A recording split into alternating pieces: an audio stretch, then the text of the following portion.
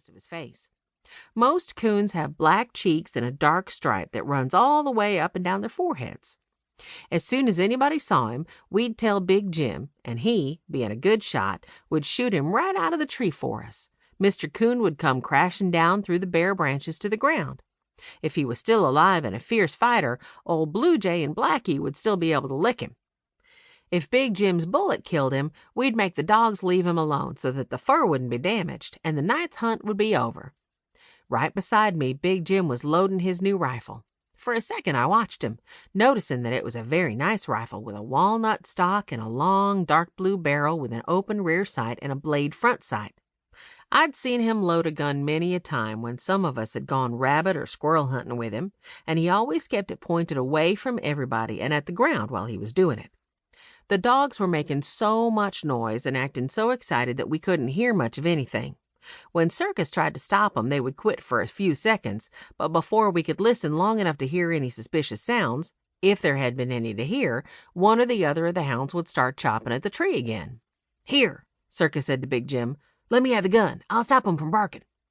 He walked over to Big Jim, reached out his hand for the rifle, and I thought, what on earth? Circus acted as if he was mad, too. Big Jim had just finished loading the .22.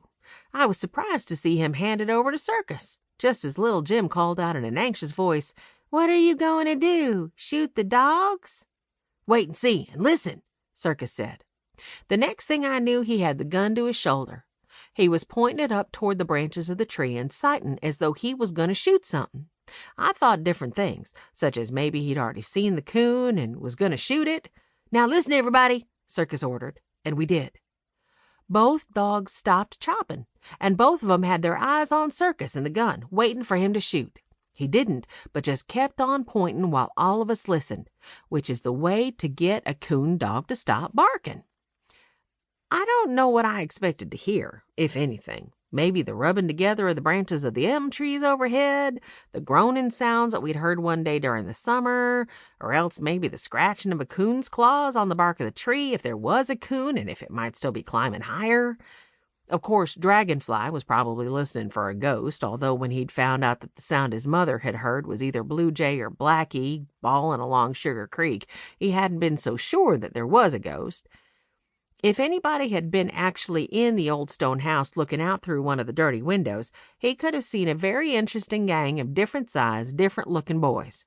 If he'd looked at little Jim, he'd have seen one of the cutest kids that ever wore a brand-new brown plaid zipper jacket. Little Jim had both his hands shoved into the jacket's side pockets, and I could tell by the two bulges they made that his fists were doubled up, which meant he was maybe kind of nervous and also a little bit afraid, although if his fists were doubled up, he might feel braver than if they weren't. Dragonfly just that second was holding a red handkerchief up to his nose, maybe trying to stop a sneeze. It was the kind of handkerchief that's very large, almost 2 feet square, like the bandanas farmers and hunters sometimes use. Even some of the women and girls around Sugar Creek used them, only not to stop sneezes, but to wear on their heads the way they do scarves. Poetry had on a heavy, red, sheep-lined corduroy coat that had its zipper unfastened and was hanging open because he was pretty hot after our chase. His red corduroy cap had its ear flaps turned up, and one of his ears was flopped over. I was thinking those things about how different ones of us looked, or would look to anybody inside that old house, or even to a ghost if there was one. Also, there was a quick flash of thought in my mind that wondered why everybody always thought a ghost had to wear something white and long like a bed sheet instead of ordinary clothes. All of a sudden, while everything was as quiet as death, I heard a banging noise, a little like a gun going off, and also like a door slamming somewhere. I knew it wasn't Circus's gun. The sound came from the house itself. We all jumped as if we'd been shot at, and I quickly flashed the light of my flashlight in the direction of the old house. We'd all heard it, and I guess we all saw what we saw at the same time. Anyway, Dragonfly and I did, because we both said in scared, whispering voices, "Shh, there's a light in the old house."